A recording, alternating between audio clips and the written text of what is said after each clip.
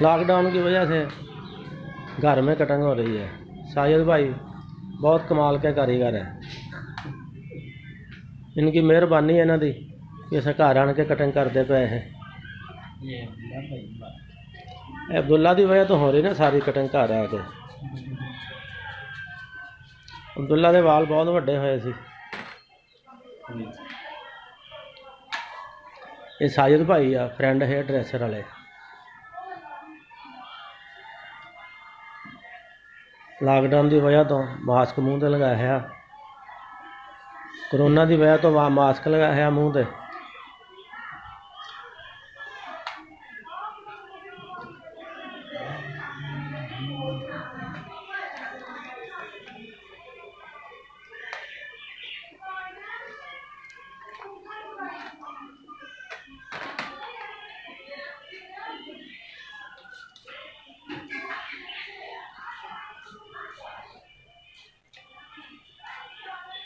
Video पसंद आए like करना, शेयर करना, सब्सक्राइब करना।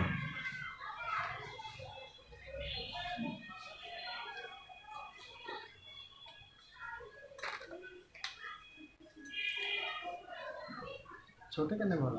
छोटे और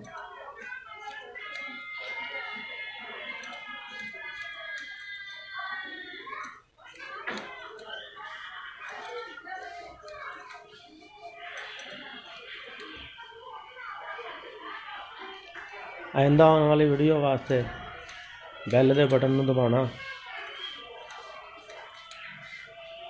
ताकि हर वीडियो तुहाडे कोल पहुंचती रहे।